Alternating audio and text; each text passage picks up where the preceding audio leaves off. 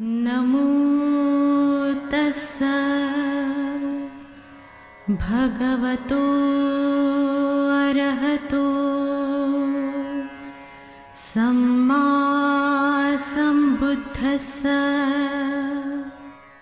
बुद्ध और उनका धम्म बाबा साहेब डॉक्टर अम्बेडकर द्वारा रचित कालजयी पुस्तकों के इस रचना संसार में आपका स्वागत है। आप जानते हैं कि इस समय हम लोग बाबा साहेब डॉक्टर अम्बेडकर द्वारा मूल रूप से अंग्रेजी में रचित ग्रंथ बुद्ध एंड हिज धम्मा, इसका ये हिंदी अनुवाद आप तक पहुंचा रहे हैं। और ये जो हिंदी अनुवाद है, ये हिंदी अनुवाद भदंत डॉक्टर आनंद कौशल्यायन जी का है। तो आइए इस कड़ी में हम आगे बढ़ते हैं, लेकिन पहले ये जान लेते हैं कि पिछली कड़ी में हम कहाँ रुके थे। तो पिछली कड़ी में देखिएगा कि शुक्लदन के परिवार से दोनों बच्चे अनिरुद्ध और महानाम, ये दोनों के दोनों भिक्षु संघ में प्रविष्ट होने के लिए लालायिक। ऐसे में महानाम का और अनिरुद्ध का जो संवाद हुआ और उसमें महानाम ने गृहस्थ जीवन में क्या क्या करना होता है ये बात अनिरुद्ध को समझा, और अनिरुद्ध ने कहा कि भाई महानाम, फिर तो गृहस्थ जीवन को तुम ही संभालो और मैं घर से बेघर हो जाता हूँ। और इसी बात को अनुमति प्राप्त करने के लिए, प्रवज्जित होने की, वो अपनी माँ के पास गया। और माँ से जब कहा तो माँ ने कहा कि भाई देखो, मैं तो जानती हूँ कि मृत्यु हम सबको अलग कर सकती है एक दूसरे से, लेकिन मेरे जीते जी मैं तुम्हें प्रवज्जित होने की अनुमति कैसे दे सकती हूँ। तो यहीं पर हम लोग रुके थे। आइए यहां से अब आगे बढ़ते हैं। तो अब देखिए कि अनिरुद्ध ने अपनी प्रार्थना अपनी मां के पास 2 बार फिर दोहराई और उसके बाद उसने तीसरी बार भी दोहराई। तो 3 बार उसने अपनी ये प्रार्थना को दोहराई, लेकिन मां से एक ही उत्तर मिला, ना, तुमको मैं जीते जी प्रवज्जित होने की अनुमति नहीं दे सकती। अब अनिरुद्ध बड़े हताश हो गए, परेशान हो गए। उनको लगा कि भाई अब घर से बेघर होने के लिए तथागत ने तो ये शर्त रख दी है कि अपने परिवार से आप अनुमति लेकर आएं, तभी आपको भिक्षु संघ में प्रवज्जित किया जाएगा। और यहाँ माँ ये अनुमति देने के लिए तैयार नहीं। तो उस समय शाक्य जनपद पर भद्दीय शाक्य राज्य करता था। वो अनिरुद्ध शाक्य का मित्र था। अब उसने जरा दूसरी तिकड़म चलाने की कोशिश की। तो वो अनिरुद्ध शाक्य का मित्र था। तो अनिरुद्ध की मां ने सोचा कि भद्दीय शाक्य कभी अपने राज्य को छोड़कर नहीं जा सकता, इसलिए उनने कहा कि देखो अनिरुद्ध, यदि शाक्य राजा भद्दीय राज्य का त्याग करें तो तू भी उसके साथ प्रवज्जित हो सकता है। अब अनिरुद्ध के लिए एक रास्ता खुल गया मां से अनुमति प्राप्त करने का, क्योंकि मां ने एक छोटी सी शर्त रख दी, और जो मां को लगा कि एक बहुत बड़ी शर्त है कि भद्दीय तो, क्योंकि वो राजा है, तो भद्दीय ये अपना राज्य छोड़कर तो जाने वाला नहीं, घर से बेघर होने वाला नहीं। तो इसलिए उसने शर्त रख दी कि देखो, तुम्हारा जो मित्र है ना भद्दीय, राजा है, और यदि वो राजपाट छोड़कर अपने घर से बेघर हो जाए, प्रवज्जित हो जाए, तो तू भी, यानी कि अनिरुद्ध से कह रही है कि तू भी प्रवज्जित हो जाना। तब अनिरुद्ध भद्दीय के पास पहुंचा और उससे कहा, मित्र, मेरी प्रवज्जा में तुम बाधक हो रहे हो। अनिरुद्ध भद्दीय के पास गया और भद्दीय से कहा कि मित्र, मेरी प्रवज्जा में तुम बाधक हो रहे हो।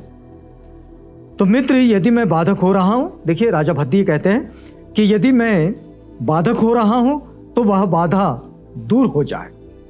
मैं तुम्हारे साथ हूं, प्रसन्नतापूर्वक संसार त्याग कर दो। अब इसने पूछा नहीं भद्दीय ने कि क्या शर्त है, बाधा कैसी है, क्या है। उसको लगा कि भाई राजा से अनुमति लेनी है, तो उसने कहा मेरी ओर से अनुमति, जाओ तुम संसार त्याग कर लो, तुम घर से बेघर हो जाओ, मैं तुम्हारे साथ खड़ा हूं। तो उनने कहा, प्रिय मित्र, हम दोनों इकट्ठे संसार त्याग करें।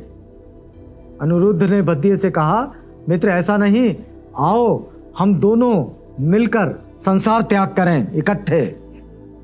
तो भद्दिये बोला, मित्र मैं संसार त्याग करने में असमर्थ हूं। क्यों? और जो कुछ तुम मुझे करने के लिए कहो वो मैं करूंगा, लेकिन प्रवृज्जित तो तुम्हें अकेले ही होना होगा। तुम अकेले ही प्रवृज्जित हो जाओ। तो उसने कहा, मित्र मां ने मुझसे कहा कि यदि तुम प्रवृज्जित हो तो मैं भी हो सकता हूं, और तुमने अभी अभी कहा है यदि मैं बाधक हूं तो वो बाधा दूर हो। मैं तुम्हारे साथ हूं, तो प्रसन्नता पूर्वक संसार त्याग कर दो। इसलिए मित्र आओ हम दोनों इकट्ठे संसार त्याग करें। अब अनिरुद्ध ने राजा भद्दिये को शब्दों में पकड़ लिया, उनको जकड़ लिया। उनसे कहा कि देखो भाई, मैंने आते ही साथ जब तुमसे पूछा तो तुमने कहा कि मैं तुम्हारे साथ हूं। अगर वो बाधा है कोई तुम्हारे प्रवृज्जित होने में तो बाधा दूर हो जाए। और वो बाधा तो यही है क्योंकि मां ने ये शर्त रखी है कि यदि भद्दिये प्रवृज्जित होता है तो फिर तुम भी हो जाना। तब शाक्य राजा भद्दिये अनिरुद्ध से बोला, मित्र 7 वर्ष तक प्रतीक्षा करो। 7 वर्ष की समाप्ति कर हम इकट्ठे प्रवृज्जित होंगे। उसने कहा कि देखो थोड़ा तुम्हें प्रतीक्षा करना होगा 7 वर्ष तक, और फिर 7 वर्ष के बाद हम दोनों इकट्ठे प्रवृज्जित हो जाएंगे। भद्दिये ने 6 वर्ष, 5 वर्ष और इस प्रकार घटाते घटाते 1 वर्ष प्रतीक्षा करने की बात कही, और फिर 11 महीने, 10 महीने और इस प्रकार घटाते घटाते 15 दिन प्रतीक्षा करने की बात कही। और अनिरुद्ध का एक ही उत्तर था, इतना समय बहुत होता है। अनिरुद्ध पक्की तैयारी के साथ भद्दिये के सामने खड़े थे। जैसे भद्दिये ने कहा कि भाई रुको जरा, 7 वर्ष के बाद मैं प्रवृज्जित हो जाऊंगा और तब हम दोनों इकट्ठे प्रवृज्जित होंगे। तो अनिरुद्ध इसमें रुकने के लिए तैयार नहीं था। उसने एक स्ट्रैटेजी अपनाई और उस रणनीति के तहत उसने भद्दिये से कहा, देखो 7 वर्ष बहुत अधिक होते हैं, ये समय 6 वर्ष नहीं हो सकता। तो भद्दिये ने कुछ सोचा और सोचने के बाद फिर कहा, अच्छा चलो ठीक है 6 वर्ष। फिर अनिरुद्ध कहते हैं, अरे भाई 6 वर्ष भी बहुत होते हैं, क्या 5 नहीं हो सकते? और ऐसा करते करते करते करते ये बात 3, 2, 1, 11 माह, 10 माह, 15 दिन इस तरह पर चली आई। और वो हर वक्त यही कहते रहे कि ये समय बहुत होता है, इतना समय बहुत होता है। तब भद्दिये बोला, अच्छा मित्र 1 सप्ताह प्रतीक्षा करो, इतने समय में मैं अपने भाइयों और पुत्र को राज्य सौंप दूं। फिर भद्दिये ने कहा कि ठीक है, अगर तुम्हें लगता है कि ऐसा हो तो ठीक है, ऐसा ही होगा। मुझे 1 सप्ताह का तो वक्त दो ताकि मैं अपने भाइयों को, पुत्रों को ये सारा सब कुछ अपना राज्य सौंप दूं।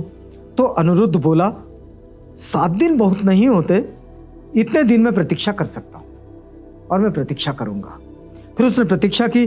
तब शाक्य राजा भद्दिये, अनिरुद्ध, आनंद, भृगु, किंबिल और देवदत्त जैसे कभी वह अपनी चतुरंगिनी सेना सहित उद्यान क्रीड़ा के लिए साथ साथ जाते थे, उसी प्रकार अब भी वो अपनी चतुरंगिनी सेना को साथ लेकर घर से निकले।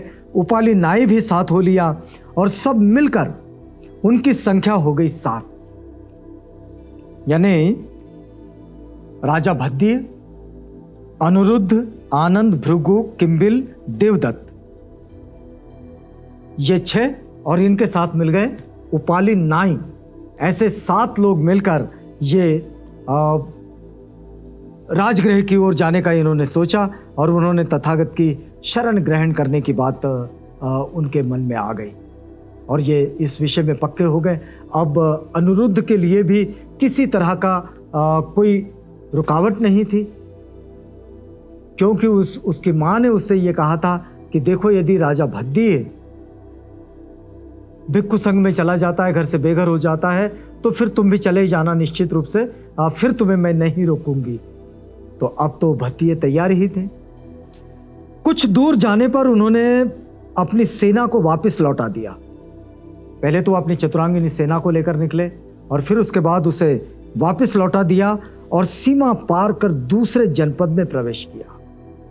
फिर अपने शाक्य जनपद से वे बाहर हो गए। अब शाक्य जनपद से बाहर आने के बाद उन्होंने अपने सुंदर गहने कपड़े उतारे और उनकी गठरी बनाई और उपाली नाई से कहें। यह सामान्य रूप से बात है कि उनके पास में जो आभूषण थे, राजसी वस्त्र थे, वो सारे उन्होंने उतार कर रख दिए, क्योंकि भतीये ये शाक्य जनपद के राजा थे उस वक्त। तो उन्होंने अपने सारे राजसी वस्त्र उतार दिए, अपने आभूषण उतार दिए, उसकी एक गठरी बनाई और नाई उपाली के पास छोड़ दी और उनसे कहा, भाई उपाली नाई, तुम वापस कपिलवस्तु चले जाओ। अब देखो, उपाली से यह बात कही जा रही है कि तुम वापस कपिलवस्तु चले जाओ, तुम्हारे जीने के लिए यह सब पर्याप्त है। हम तथागत की शरण ग्रहण करने जा रहे हैं। और वे चले गए। अब उपाली के पास उन्होंने सारे सामानों की गठरी दे दी और उपाली से कहा कि देखो भाई, ये जो गठरी है ये तुम्हारा आगे का जीवन चलाने के लिए पर्याप्त है। मतलब कहने का मतलब ये था कि ये गठरी में जो कुछ है, राजसी वस्त्र है, आभूषण है, ये सब तुम ले जाओ, इसको कैश बनाओ, मतलब इसको बेच डालो और इसको बेचने के बाद ये सारी चीज़ें अब ये तुम्हारी है, तुम इसका चाहे जो इस्तेमाल करो, लेकिन हम अभी जा रहे हैं। और वे आगे की ओर चल दिए। अब वे चले गए और वापस कपिलवस्तु लौटने के लिए उपाली ने विदा ली। अब ये सातों चले गए और उपाली कपिलवस्तु के लिए वापस लौटने की तैयारी में लगे और वे वापस होने लगे और उन्होंने सबसे विदा ली। अब इस तरह की बात आप समझिएगा कि किस तरह तथागत बुद्ध का आकर्षण रहा है लोगों में। इनमें वे लोग गए जिन लोगों में तथागत के प्रति बहुत आकर्षण तो नहीं था, लेकिन जब उन्होंने तथागत को देखा तो देखने के बाद जो तथागत बुद्ध की छवि उनके मन के सामने खड़ी हुई, उनके आंखों के सामने खड़ी हुई, उस छवि ने इन सब को इतना प्रभावित किया कि ये तथागत के धम्म के अनुगामी बनने के लिए तैयार हो गए। ये जो तथागत बुद्ध की विशेषता है, ये उनकी जो खासियत है, इस खासियत को हमने अगर समझना है तो इसे हम समझ सकते हैं उस स्थिति में जब कहीं से भिक्खु संघ गुजर रहा है और भिक्खु संघ की जो आवाह होती है, वो जो उसका ऑरा होता है, उस ऑरे की ओर हर कोई आकर्षित होने लगता है। ये आकर्षण वास्तव में, ये जो मैग्नेट है, ये मैग्नेट ही बुद्ध धम्म की विशेषता है, क्योंकि यहीं पर वो देखते हैं कि जो लोग इस रास्ते से जा रहे हैं वे मैत्री, करुणा, समता, प्रज्ञा, शांति, मुदिता, दान, इन सब से ओतप्रोत है, भरे हुए हैं, और इसलिए वे उनके साथ हो लेते हैं। तो यहां रुकते हैं, इस वादे के साथ रुकते हैं कि अगली कड़ी में आपसे पुनः भेंट होगी, जब हम बुद्ध और उनका धम्म की इसी कड़ी में आपसे जुड़ेंगे और बुद्ध और उनका धम्म की इसी बात को आगे बढ़ाएंगे। तो तब तक के लिए हमें इजाजत दीजिएगा।